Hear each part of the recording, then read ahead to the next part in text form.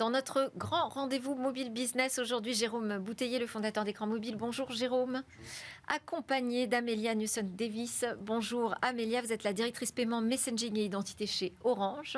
Et également accompagné de Damien Bousson, président cofondateur d'Atsuke. On ne va pas expliquer tout de suite ce que vous faites parce que ça va être quand même le thème principal de notre conversation qu'on aura juste après que Jérôme présente un peu le paysage. Parce que notre sujet aujourd'hui, donc, c'est le mobile ticketing ou mobile ticketing, cette dématérialisation des titres de transport. C'est la grande transformation du moment, ça. Effectivement, cela fait des années que l'on parle de dématérialisation ou de numérisation des tickets de transport, mais tout s'est accéléré ces derniers mois et ces dernières semaines pour des raisons aussi bien écologiques, pratiques, mais aussi avec la proximité des Jeux Olympiques d'été qui auront lieu l'été prochain à Paris. Et il y a eu plusieurs initiatives, notamment la RATP en région parisienne, qui avait déjà il y a 2 ans commencé à arrêter de vendre les carnets de tickets en carton et qui depuis le 21 septembre de cette année a tout simplement arrêté d'accepter et de vendre des tickets en papier dans l'ensemble de son réseau francilien. Avec quelques exceptions pour les très grandes banlieues. Mais alors par quoi ils sont remplacés ces tickets ? Alors pour le moment, la RATP et la région Île-de-France donnent la priorité aux cartes en plastique, les fameux Pass Navigo, qui couvrent aujourd'hui l'ensemble des problématiques, aussi bien les abonnés mensuels qui ont un accès à l'infrastructure. On peut aussi avoir des cartes en plastique pour des paiements à l'unité, puis aussi une nouveauté des cartes non nominatives, mais qui sont prépayées pour accéder au transport. Mais évidemment, la volonté de ces 2 acteurs, c'est de pousser aussi à la dématérialisation de ces cartes en plastique au profit d'une application pour smartphone, Île-de-France Mobilité, qui permet à minima de recharger sa carte en plastique, mais surtout pour les gens qui ont un smartphone équipé du sans contact et du NFC, de pouvoir accéder, de passer les portiques, notamment le métro, et donc de se substituer à sa carte en plastique. Il reste un problème de compatibilité quand même ? Alors effectivement, aujourd'hui, ça ne fonctionne que sur les smartphones Android. Et depuis déjà 2 ou 3 ans, les gens qui possèdent un smartphone Samsung pouvaient s'en servir dans le métro parisien. Les possesseurs d'iPhone, c'est plus compliqué, puisque on le sait, Apple se réserve l'usage de sa puce NFC, notamment pour Apple Pay, et bloque depuis quelques années le déploiement de cette technologie. Apparemment, cet été, il y a eu un accord entre la région Île-de-France et Apple, et on attend normalement pour le début de l'année 2024, donc juste avant les Jeux Olympiques, l'arrivée de cette fonctionnalité sur smartphone. En tout cas, ça arrive très très en retard. Au Japon, par exemple, ça fait déjà plus de 20 ans que les utilisateurs du métro de Tokyo peuvent utiliser leur téléphone pour accéder aux infrastructures publiques. Est-ce qu'il existe d'autres technologies comme ça qui transforment vraiment ce ticketing dans les transports ? Alors, il faudra bien distinguer les infrastructures fermées, celles qui ont un portique, comme le métro parisien, où en gros, pour y accéder, il faut utiliser un système sans contact, par exemple sur notre smartphone, ou éventuellement des QR codes, mais c'est beaucoup moins rapide, c'est beaucoup moins fluide que le sans contact. Pour les infrastructures ouvertes, on peut penser au bus ou au tram, où là, il n'y a pas de portique. Il y a une technologie dont on va parler aujourd'hui avec nos 2 invités, que le mobile ticketing par SMS, et qui permet effectivement d'avoir un titre de transport très rapidement. Et puis, si c'est un sujet qui intéresse les gens qui nous écoutent, il y aura un salon, le salon les rencontres nationales des transports publics, qui aura lieu du 17 au 19 octobre à Clermont-Ferrand, où on pourra associer la mobilité sur smartphone et ces nouvelles mobilités de transport public qui sont en pleine révolution. Très bien. Alors effectivement, on va s'intéresser à ce sujet du ticketing mobile, ticketing par SMS, donc avec nos 2 invités, Amélia Newson-Davis et Damien Bousson. Peut-être une première question pour vous, Damien. Ce ticket par SMS, il fête ses 6 ans. Pour autant, l'adoption n'est pas forcément très évidente. Ça prend du temps, une transformation des usages comme ça ? En fait, ça va assez vite. Tout d'abord, je vais vous expliquer comment ça fonctionne, comment on prend un ticket SMS. Il suffit en fait d'envoyer un mot-clé, un numéro court par SMS. Donc pour un usager, c'est extrêmement simple. Par exemple, si je veux prendre un bus en région parisienne, j'envoie le mot-clé bus plus le numéro du bus et j'obtiens par retour de SMS un SMS qui est mon ticket. Et j'ai plus rien à faire puisque le prix du ticket... Combien de personnes font ça ? Aujourd'hui, on en fait des millions en France. Ah oui, quand même. On en fait déjà des millions en France et en Suisse. Et c'est vrai qu'on a créé ça sur le marché français il y a maintenant 6 ans, puisque c'est en 2017 qu'on a pu le lancer. Mais c'est quelque chose qui vient en fait de Suisse, qu'on avait créé bien avant sur le marché suisse, à la demande du réseau de transport de Zurich, qui avait des problèmes de distribution de ses titres la nuit. Pour des raisons de sécurité, les chauffeurs ne voulaient plus vendre des tickets à bord. Et les distributeurs automatiques étaient systématiquement vandalisés. Donc du coup, ils nous ont demandé si on n'avait pas une idée. Et à ce moment-là, nos équipes en Suisse ont créé ce système qui permet très simplement, à partir de son téléphone, d'obtenir un titre et de le payer. Donc c'est le métier d'Atsuke. C'est notre métier.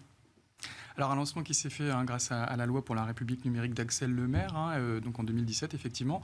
Amélia, en 6 ans, ça s'est bien développé. On peut donner quelques chiffres sur ce marché du ticket par SMS? Oui, tout à fait. C'est un marché qui croît très vite. Donc, on voit une progression à 2 chiffres et 30%, plus que 30% entre 2021 et 2022. Donc, aujourd'hui, on tourne sur à peu près 30 millions de recettes en termes de transactions qui paiements processés, 3500 communes et une quarantaine de réseaux de transporteurs. Donc, on peut dire que c'est vraiment, il a pris sa place dans le marché du ticketing en France. À partir de quand? Donc à partir de 2021, vraiment, vous estimez que En fait, ça a démarré en 2017. Ouais. Et puis, il y a eu une très grosse accélération pendant la pandémie. Parce qu'à ce moment-là, certains chauffeurs ne voulaient plus vendre de titres. Et puis, c'était vraiment un moment où toutes les solutions, d'ailleurs, dématérialisées sont développées. Ok. Et ça a commencé à Rouen, je crois. Et aujourd'hui, effectivement, des dizaines d'agglomérations à travers la France l'ont déployé. Alors, on avait peut-être une question sur les bénéfices pour les consommateurs. Oui. Damien? Eh bien, écoute. La simplicité, Voilà, vous allez me dire. c'est la simplicité, c'est-à-dire en fait un SMS, un ticket. C'est-à-dire j'ai pas besoin d'un smartphone, j'ai pas besoin de télécharger une application, j'ai pas besoin d'ouvrir un compte et de mettre un moyen de paiement. J'envoie un SMS, j'ai un titre.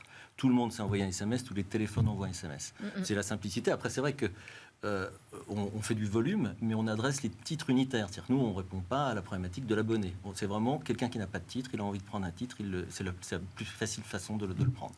Ok. Donc c'est uniquement pour les usagers particuliers, ça ne concerne pas les entreprises?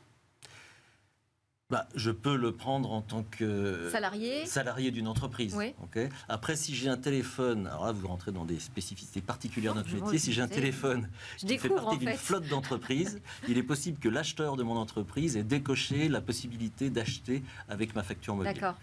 Et à ce moment-là, effectivement, vous allez recevoir un message qui veut dire votre abonnement ne vous le permet pas, mais on a d'autres solutions qui permettent d'obtenir son titre. Et cette simplicité, c'est vraiment un point important. Je crois qu'Amélia a des retours, notamment sur la partie NLP. Oui, tout à fait. Donc, c'est le côté instantané et simple que les clients plébiscitent. Et nous, on fait des sondages régulièrement de nos clients, ce qu'on appelle le fameux NPS, le Net Promoter Score. Et le ticketing va avoir un score qui est au-delà de 40, qui est très élevé. Il y a très peu de services qui arrivent au-delà de 40. Et donc, vraiment, ils aiment beaucoup ce côté facilité. On n'a pas envie de sortir sa carte bleue au moment de faire un achat et mettre les numéros ou télécharger une application. Donc, vraiment quelque chose de très, très fluide. Et puis, je pense que le rôle de l'opérateur est important aussi. On est garant, quelque part, du paiement, garant du fait que c'est un parcours de paiement, que le paiement a été bien processé de notre côté. Et donc, les clients nous font confiance. Ils aiment bien avoir le rôle d'opérateur comme garant. Et alors, comment vous voyez évoluer ce marché du ticketing pour les prochains mois, les prochaines années? Alors, c'est un marché qui évolue vraiment très vite, mais je pense que ce n'est pas uniquement le SMS qui va le porter. Ce qu'on voit arriver en ce moment sont des nouveaux canaux de messaging, ce qu'on appelle le rich messaging, le RCS typiquement. Oui. Donc le canal, on va pouvoir pas simplement faire l'achat du ticket, mais aussi envoyer le QR code qui va servir, par exemple, d'ouvrir les portiques dont Jérôme parlait, voire même aller beaucoup plus loin, géolocaliser le client et lui proposer des services spécifiques à l'endroit où il est. Le ticketing par SMS, il intéresse aussi beaucoup évidemment les réseaux de transport. On peut peut-être revenir aussi sur les bénéfices pour ces réseaux, Damien? Pour un réseau, ça répond à une problématique que tous les réseaux ont, qui est la vente des titres unitaires. Parce qu'il faut soit vendre à bord, ça fait perdre du temps, ça fait manipuler de l'argent, c'est compliqué. Ou alors il faut avoir des guichets, même chose, c'est le même problème. Ou alors il faut avoir des distributeurs automatiques, mais derrière un distributeur, il n'y a qu'une personne. Donc voilà. Et donc cette technologie vraiment répond à une problématique de distribution de ces titres unitaires. C'est un premier truc. Après ça, si je reprends la vente à bord, quand on la diminue, le véhicule il fait plus de tours. S'il fait plus de tours, ça fait gagner de l'argent au réseau de transport, et puis ça satisfait les utilisateurs qui vont plus vite à l'endroit où ils veulent aller. Il y a un problème sur la rapidité des bus à Paris, en tout cas. En tout cas, là, le conducteur peut se concentrer là, en l'occurrence, sur son métier. À Paris, si vous lui demandez d'acheter un titre, il va commencer par vous dire est-ce que vous voulez envoyer un SMS pour obtenir votre titre, pour justement gagner du temps. Okay. Après, c'est une autre problématique que le problème de ticketing, le fait que il y a un problème de rapidité. Après, il y a tout un tas d'autres avantages pour les réseaux. Il y a ce qu'on appelle la fraude molle. Exactement, c'est-à-dire qu'on a des clients qui ont fait des études et puis qui se sont rendus compte que quand ils lançaient le titre SMS, ils vendaient plus de titres que ce qu'ils auraient vendu sinon. Et donc du coup, en grattant un peu ces études, ils se sont rendus compte que c'était surtout sur la fraude de circonstances qu'on gagnait des parts de marché, c'est-à-dire, et c'est quelque chose qui arrive souvent surtout sur les réseaux sur lesquels il y a du tramway, par exemple. Je vois le tramway passer, devant le distributeur, il y a quelqu'un, j'ai envie de le prendre, et puis je suis pas vraiment un fraudeur, mais je vais quand même le prendre. Et ça, c'est des centaines de milliers de personnes par an. Ceux-là, ils envoient un SMS, et donc ça fait des centaines de milliers de personnes qui payent leur titre en plus chaque année, et c'est tout bénef pour les réseaux. Mais comment savoir si le réseau dans lequel on est couvert par ce service ? Alors ça, c'est un problème de communication des réseaux. Ouais. Donc, comme je vous le disais, par exemple, à Paris, nos meilleurs ambassadeurs, ce sont les chauffeurs qui vont vous dire, plutôt que de me donner de la monnaie, envoyez un SMS, envoyez un SMS. Après, la plupart des réseaux communiquent. En fait, c'est facile de communiquer à l'arrêt. Si vous communiquez à l'arrêt, vous dites, pour obtenir votre titre, vous envoyez V1 comme un voyage au 93 000, et puis les gens le voient et l'adoptent. Et qui paye alors ? C'est quoi le marché du ticketing par SMS ? Aujourd'hui, le marché de ticketing, c'est 30 millions d'euros par an, à peu près. Mais pour qui paye comment ça fonctionne, là, les revenus sur ce service ? Alors, les clients payent, c'est les clients qui achètent le ticket. Donc, c'est l'opérateur qui va ensuite collecter les fonds et on va les reverser au prestataire qui est Atsuke et qui ensuite va partager ça avec les réseaux. D'accord. Mais ce ticket, il est au même prix que si je l'avais acheté directement au conducteur ? Oui. Et alors, parfois même moins cher. Où se fait le marché, puisque c'est exactement le même montant ? C'est comme sur n'importe quel autre moyen de distribution, si vous voulez. L'opérateur intervient comme canal de distribution et comme moyen de paiement. Oui. Donc, il prend une commission comme le prennent les banques. Okay. Et puis, nous, on apporte une solution technique qui permet de... Et c'est moins de coûts aussi, peut-être, pour ces réseaux de transport. Il y a moins d'automates, il y a moins de machines à c'est sûr que pour un réseau de transport, on a vu, nous, maintenant qu'on est là depuis un certain nombre d'années, quand un réseau doit renouveler son parc de distributeurs automatiques, s'il a le ticket SMS, il n'y a pas tous les renouveler. Et ça, c'est beaucoup d'argent parce que c'est de l'investissement et puis c'est de l'entretien. Il faut aller chercher les sous dans les distributeurs. Tout ça, c'est de l'argent. Et du côté de l'opérateur, vous voyez ça comme un nouveau métier ? Vous avez commencé à évoquer les nouveaux marchés possibles. Quelle ampleur ça peut prendre ? Alors, ce n'est pas un nouveau métier, parce qu'en fait, on fait du paiement sur facture opérateur, surtout du paiement sur facture mobile, mais aussi un peu de paiement sur facture Internet depuis quelques années. Oui. Donc, le ticketing fait partie des segments, les verticales, on les appelle, qu'on essaye de développer. Oui. Donc, on a les jeux, typiquement, on peut payer aussi tous les achats de services ou d'applications dans les stores, Apple Store ou Google Play. On peut acheter des jeux sur des consoles de jeux, et puis on est en train d'investiguer de nouveaux services comme le rechargement de voitures électriques.